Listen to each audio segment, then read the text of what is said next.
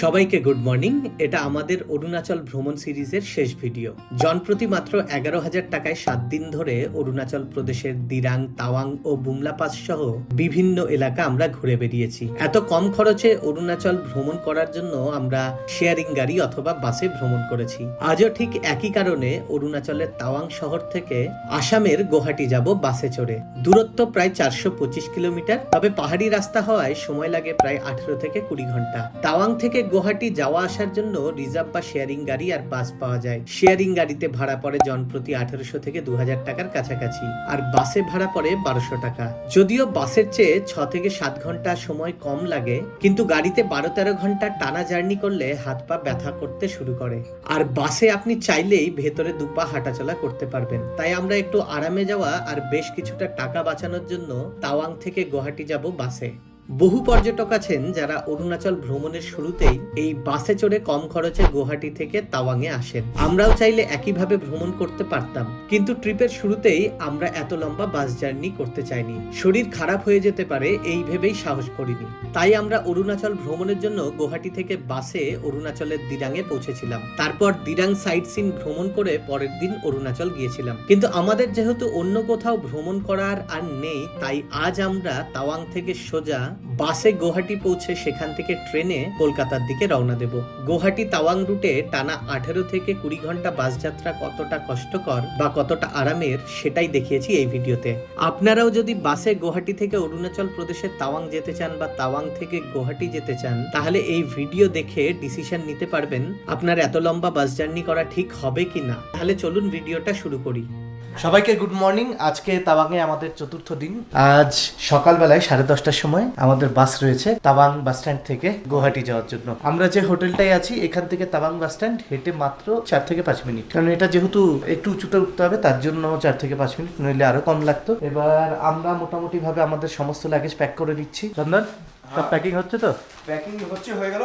ও এবার ঠিক আছে। যেগুলো আছে ওগুলো করে নিই। সকাল অলরেডি বেজে গেছে 9টা। তো আগামী 1 ঘন্টার মধ্যে আমাদের সমস্ত কিছু গুছিয়ে এখান থেকে বেরিয়ে পড়তে হবে। এটা ছিল আমাদের হোটেল পাঞ্জাব ন্যাশনাল ব্যাংকের ওপরে। হোটেল থেকে বেরিয়ে এবার আমরা এগিয়ে যাচ্ছি যে বাস স্ট্যান্ডটা রয়েছে তাওয়াংয়ের, সেই দিকটাতে। আপনি ম্যাপ দেখে এই বাস স্ট্যান্ড অব্দি আসতে পারেন। তাওয়াং শহর থেকে আসামের গুয়াহাটি যাওয়ার বাসের টিকিট অনলাইনে রেড বাস অ্যাপের মাধ্যমে কেটে নিতে পারেন। অফলাইনে টিকিট কাটার জন্য ট্যুর এজেন্টদের সাথে যোগাযোগ করতে হবে, তাই অনলাইনে কেটে নেওয়াই সবচেয়ে সুবিধের। আমরা যেহেতু অনলাইনে রেড বাস অ্যাপ থেকে টিকিট কেটেছিলাম, তাই আমাদের টিকিটে বাসের পিকআপ পয়েন্টের জায়গায় পুরো ঠিকানা না দেখিয়ে শুধু তাওয়াং লেখা দেখাচ্ছিল, যেটা দেখে আমরা অনুমান করছিলাম তাওয়াং ওল্ড মার্কেটের কাছে থাকা তাওয়াং এপিএস বাস স্ট্যান্ড থেকেই হয়তো বাস ছাড়বে। কিন্তু বাস স্ট্যান্ডে পৌঁছাতেই আমাদের কাছে কল আসে যে বাস অন্য কোথাও দাঁড়িয়ে থাকবে। আমাদেরকে সেই বাস অবধি নিয়ে যাওয়ার জন্য একটা গাড়ি পাঠিয়ে দেওয়া হয়েছে। সেই গাড়ি ফ্রিতে আমাদের তুলে বাস অবধি নিয়ে পৌঁছে দেবে। ট্যাক্সিটা আমাদেরকে এখানেই নিয়ে এসে ছাড়লো। এই হলো আমাদের বাস যেটা দাঁড়িয়ে আছে, ইয়েশি ট্রাভেলস এর বাস। আমরা বাসে উঠে গেছি। এটা কিছুটা এইরকম দেখতে। আমরা বাসে চাপলাম 10:40-এ। এই বাসটা গুয়াহাটি পৌঁছাবে আগামীকাল সকালবেলায় 4টে নাগাদ। তো মোটামুটি 17-18 ঘন্টার কাছাকাছি সময় লাগতে পারে। এবার এতক্ষণ জার্নি করা, তাও এইরকম সিটে বসে, সেটা কিন্তু খুবই ডিফিকাল্ট। তাওয়াং থেকে গুয়াহাটি যাওয়ার যে বাসগুলো আছে, কোনো বাসেই কিন্তু স্লিপার কোচ নেই। প্রত্যেকটা বাসেই কিন্তু আপনাকে এই বসেই যেতে হবে। তবে যারা একান্তই বাসে ট্রাভেল করতে পারবেন না বসে এতটা, তারা একটা কাজ করতে পারেন, এখান থেকে পৌঁছে যেতে পারেন সকালবেলায় বোমডিলা। আর বোমডিলার থেকে বিকেলবেলায় স্লিপার কোচ বাস ছাড়ে, যেটা যায় গুয়াহাটি অবধি, সেটাতে আপনি যেতে পারেন। সেই ক্ষেত্রে কিন্তু আপনাকে মনে রাখতে হবে বুকিংগুলো কিন্তু আগের থেকেই করে রাখতে হবে। অনলাইনে আপনি রেড বাস অ্যাপের মাধ্যমে কিন্তু বুকিংগুলো করতে পারেন। ঘড়িতে সময় 11:20, প্রায় 40 মিনিট হয়ে গেল আমাদের গাড়ি চলা শুরু হয়েছে। তাওয়াং থেকে গুয়াহাটি যাওয়ার পথে দিরাঙের থেকে 23 কিলোমিটার আগে একটা জায়গাতে এসে বাসটা দাঁড়িয়েছে। এখানে রয়েছে বেশ কয়েকটা হোটেল। আমরা এগিয়ে যাচ্ছি। বাসটা একটু সামনে পার্কিং করে রাখা রয়েছে। একটু হেঁটে আসার পর আমরা চলে এলাম হোটেল সামঝানাতে। এখানে ভেতরে ঢুকি, দেখি কি পাওয়া যাচ্ছে। এখানে দেখুন, আমি বলছিলাম যে দিরাং এখান থেকে 24 কিলোমিটার, কিন্তু আসলে এই জায়গাটাও কিন্তু দিরাঙের মধ্যেই পড়ে। চলে এসেছে এই ভেজ মোমো, সাথে আছে এই চাটনি, আর এইদিকে আছে স্যুপ। চলে এসেছে ফ্রাইড রাইস, আর সাথে আবার স্যুপও দিয়ে দিয়েছে আমাদেরকে। তো ফ্রাইড রাইস আর স্যুপটাও খেয়ে দেখি। এখানে পেছনে যে হোটেলটা আছে সেই হোটেলে ভাতের থালি বা রুটির থালি দুটোই কিন্তু 150 টাকা করেছিল, আর এখানেও ফ্রাইড রাইসটাও কিন্তু 150 টাকায়। তো আপনার যেটা পছন্দের সেটাই আপনি খেতে পারেন। আমরা যেহেতু ফ্রাইড রাইসটাই খেতে চেয়েছি তাই আমরা এখানে চলে এসেছি। যাই হোক, 2 প্লেট খাওয়ার পরে আমাদের মনে হলো যে আরও লাগবে, তাই আরেক প্লেট ফ্রাইড রাইস আমরা অর্ডার করে নিলাম। এখানে আমরা খাবার খেয়ে তারপর বেরিয়ে যাচ্ছি। আমাদের এক প্লেট ফ্রাইড রাইস পড়লো, এগ ফ্রাইড রাইস পড়লো 150 টাকা করে, আর যেটা মোমো ছিল 8 পিস মোমো, ভেজ মোমো স্যুপের সাথে, সেটা পড়লো 100 টাকা। টোটাল আমাদের বিল হলো 550 টাকা। আর আরেকটা জলের বোতল নিয়ে নিলাম, এটা 20 টাকাই লাগলো। যাই হোক, এবার এগিয়ে যাচ্ছি।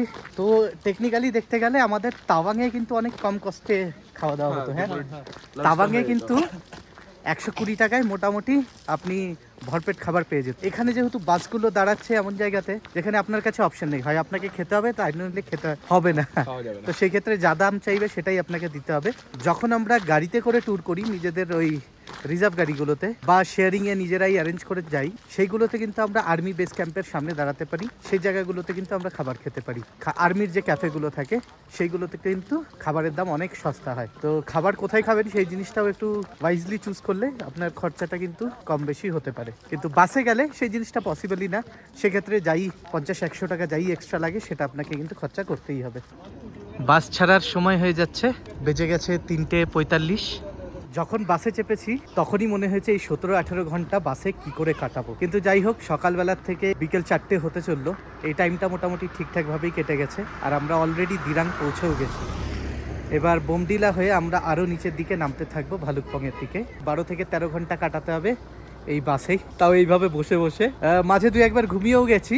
অবশ্যই স্লিপার বাসে যেরকম ঘুম আসে সেরকম ঘুম তো আসবে না, যতটাই ঘুম আসছে আর কি ওইভাবেই ঘুমিয়ে নিতে হবে। একটু ডিফিকাল্ট, এটা তো মানতেই হবে।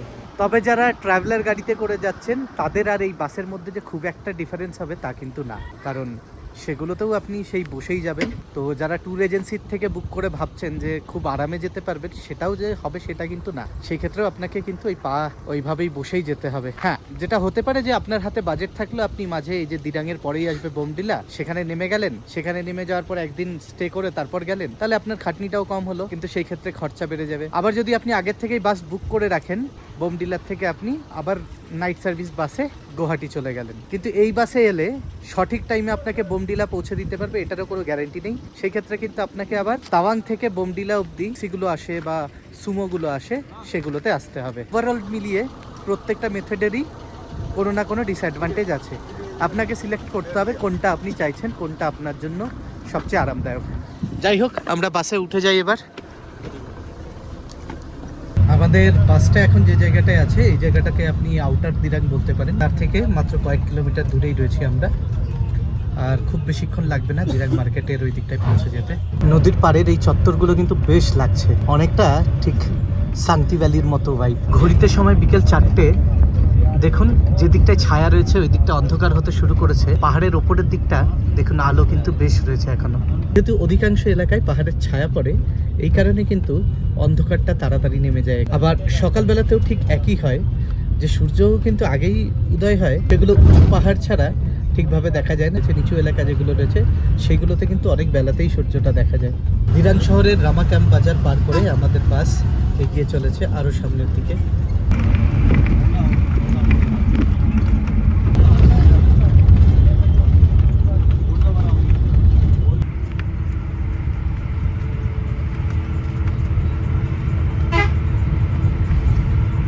চলে এলাম আমরা সেখানেই, যে জায়গাতে দিরাঙে থেকেছিলাম কয়েকদিন আগে। এই যে সেই SBI ATMটা, আর উল্টো হাতে গৌরব ভিডিও করছে এই যে আমাদের যে হোমস্টেটাতে ছিলাম সেই হোমস্টে। কয়েকদিন আগে এখানেই ছিলাম, আজকে আবার এই জায়গাটা এসে বেশ ভালোই লাগছে। এরপর আর মোটামুটি ঘন্টা দেড়েকের মধ্যে আমরা পৌঁছে যাব বোমডিলাতে। তার আগে দিরাং মার্কেট হয়ে তারপর আমরা যাব বোমডিলার দিকে। দিরাং বাজারে এই যে স্টেট ব্যাংকের শাখাটা রয়েছে তার উল্টো হাতেই রয়েছে এই ট্যুর এজেন্সিটা, যেটার সাথে আপনি যোগাযোগ করতে পারেন এখান থেকে তাওয়াং যাওয়ার জন্য, গাড়ি বুক করার জন্য। ঘড়িতে সময় বিকেল 4:30। আমরা প্রায় 130 কিলোমিটার দূরত্ব অতিক্রম করে ফেলেছি অলরেডি। এখন আমাদের গাড়ি দাঁড়িয়ে আছে দিরাং ITBPর সামনে। দিরাং শহর থেকে প্রায় 40 কিলোমিটার দূরে রয়েছে আরেকটা বড় শহর, যেটার নাম হচ্ছে বোমডিলা। তো আমরা এবার যাচ্ছি বোমডিলার দিকে। বিকেল বাজছে 4:45 আর দেখুন অলরেডি পুরো অন্ধকার হয়ে গেছে। বাইরে সেরকম আর কিছুই দেখা যাচ্ছে না, বাসের ভেতরেও কিন্তু পুরো অন্ধকার। আমাদের বাসটা এসে দাঁড়িয়েছে সন্ধেবেলায় চা খাওয়ার জন্য। বাসের বেশিরভাগ প্যাসেঞ্জারই নেমে গেছে এখানে চা খাওয়ার জন্য। আমাদের যেহেতু এখন চা খাওয়ার কোনো ইচ্ছে নেই আর বাইরে ঠান্ডাও বেশ রয়েছে, তাই আমরা আর নিচে নামছি না।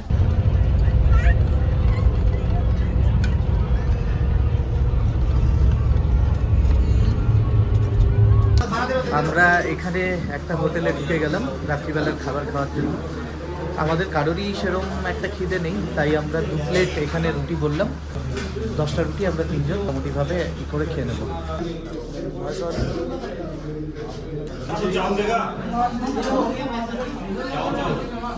খাওয়া দাওয়া শেষে আমরা আবার উঠে এলাম বাসে, বাসটা ছেড়ে দিল। রাতের খাওয়া দাওয়া শেষে শরীর বেশ ক্লান্ত হতে শুরু করেছে, আর বাইরে অন্ধকার হয়ে যাওয়ায় ভিডিও খুব একটা ভালো আসছে না। তাই এখন আর ভিডিও না করে ঘুমিয়ে পড়ি। দেখা হবে আপনাদের সাথে বাস থেকে নামার সময়। ঘড়িতে সময় এখন 4:20। আমরা এসে পৌঁছলাম আইএসবিটি বাস স্ট্যান্ডে। এখান থেকে আমাদের নেক্সট গন্তব্য হচ্ছে গুয়াহাটি রেলওয়ে স্টেশন, যেখান থেকে সকালে 8টার সময় আমাদের ট্রেন রয়েছে। যেহেতু এখন 4:20 বাজে, তো আমাদের হাতে এনাফ টাইম আছে স্টেশন যাওয়ার জন্য। তো আমরা দেখে নেব এখানে কি কি পাওয়া যাচ্ছে। আইএসবিটি বাস স্ট্যান্ডের গেটের বাইরে এই যে অটোগুলো রয়েছে, আমার পেছনে যেগুলো দেখতে পাচ্ছেন, এই অটোগুলোতে করেই আমরা বেরিয়ে যাচ্ছি। জেনারেলি 300-350 টাকা ভাড়া চাই, 200 থেকে 250-এর মধ্যে চলে যায়। 200 টাকা বললাম, তো আমাদের বলা হলো যে আরেকজন প্যাসেঞ্জার নেবে। আমরা বললাম ঠিক আছে, আর প্যাসেঞ্জারের জন্য দাঁড়াচ্ছি, 10-15 মিনিট দাঁড়াবো, না আসছে তাহলে আমরা বেরিয়ে যাব। এটা হলো আইএসবিটি বাস স্ট্যান্ডে ঢোকার গেট। আসলে বাস টার্মিনাসটা আছে ভেতরে ঢুকে, কিন্তু এই গেটেই আমরা নেমেছি। বাসে আপনি যেখান থেকেই আসুন না কেন, আপনাকে এই গেটের সামনেই নামিয়ে দেবে বললেই হলো। আর এরপরেই এই যে দেখুন একের পর এক অনেক অটো রয়েছে, এই অটোগুলোতে যেতে পারবেন।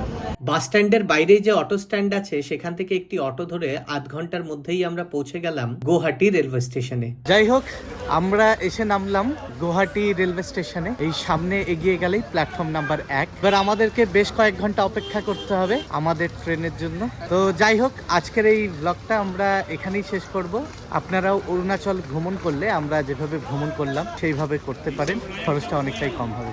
আমরা ঢুকে গেছি গুয়াহাটি স্টেশনে অটোর থেকে নামার পর। এবার আমাদের বেশ কয়েক ঘন্টা অপেক্ষা করতে হবে আমাদের যে ট্রেনটা বুক করা রয়েছে কলকাতা যাওয়ার জন্য, কামরূপ এক্সপ্রেস, যেটা কলকাতার দিকে যাবে। বাসে যখন আমরা আসছিলাম, বাসে যেহেতু পুশব্যাক সিট ছিল, তাই আমাদের রাত্রিবেলায় ঘুমোতে খুব একটা অসুবিধা হয়নি। তবে হ্যাঁ, একটা ভয় লাগছিল যখন এই বাস থেকে নিচে খাদগুলো দেখছিলাম আর বাসগুলো যখন টার্নিং নিচ্ছিল, তখন বেশ ভয় লাগছিল। কিন্তু এখানকার ড্রাইভাররা যেহেতু এইভাবে বাস চালাতে এক্সপার্ট, তাই তাদের ওপর বিশ্বাস ছিল যথেষ্ট। আর সাথে আমি দেখছিলাম যে আর্মিরও প্রচুর লোক ছিলেন যারা আমাদের বাসেই ছিলেন, তো তাদের কনফিডেন্স দেখেও আমাদের কনফিডেন্স আসছিল। বাকি জার্নিটা বেশ ভালোই ছিল, যতটা কষ্টকর হবে ভেবেছিলাম ঠিক ততটা কষ্টকর হয়নি। যাই হোক, আপনারা যদি প্ল্যান করতে চান বাসে অরুণাচল থেকে গুয়াহাটি আসার, বাসে করতে পারেন, খুব একটা অসুবিধা হবে বলে মনে হয় না। সকাল 8:30টায় গুয়াহাটি রেলওয়ে স্টেশন থেকে ট্রেন ধরে আমরা এগিয়ে চলেছি কলকাতার দিকে। তাই আমাদের এই অরুণাচল ভ্রমণ সিরিজ এখানেই শেষ করব। দেখা হবে আপনাদের সাথে অন্য কোনো ভিডিও সিরিজে। ততদিন ভালো থাকবেন, সুস্থ থাকবেন।